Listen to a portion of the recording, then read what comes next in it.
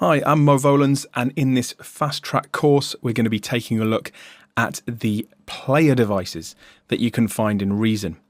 Now, these are really unlike any other device that we've seen in Reason so far. They're halfway between instruments and effects. Essentially, they are MIDI effects, or more accurately, MIDI input transformers.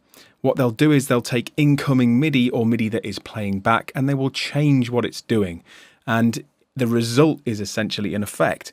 In most cases, you're going to see alterations of pattern, you're going to see alterations of velocity and repeats of notes, and this will give you the effect of, say, a delay or arpeggio or indeed a new chord.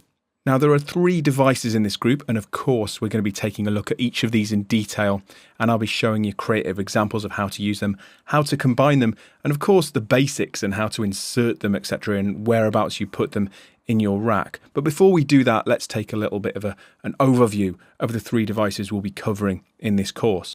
I've got them all loaded up here, and the design is pretty similar, so it's quite difficult to see where one ends and another begins, but I'll highlight them and then you'll be able to see them quite clearly. The first one is the Dual Arpeggiator. Now, you're not going to get any awards for guessing what this does. It's an arpeggiator, but it's actually got 2 arpeggiators built into it in parallel, and this can allow you to create some really interesting cross rhythms and crazy effects and just really crowded arpeggios that really I've never seen before or heard before. Of course, you can incorporate 2 different arpeggiator devices. You could have done this, but it's probably not something you thought about, oh, I'm going to throw another arpeggiator on this. It's not a natural progression usually when using these sorts of effects. So having 2 arpeggiators is really interesting. The next one is the Note Echo, and this is really just a sort of a delay unit that allows you to create complex or simple note repeat effects, but all inside MIDI. And there are real advantages to this, which we'll discover as we dig deeper into this cool little device.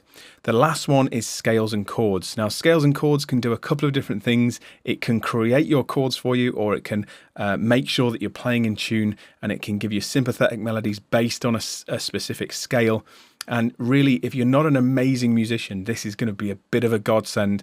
But even if you're a great musician, this is going to be really, really useful.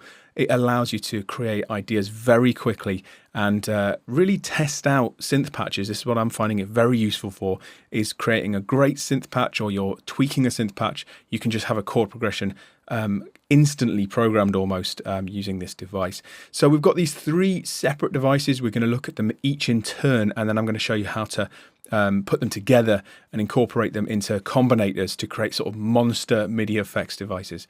In the next video, before we move on, I'm going to quickly show you where they go in the rack, how they can be inserted, and sort of where they can't be inserted, because that's one thing that might confuse you before you get going.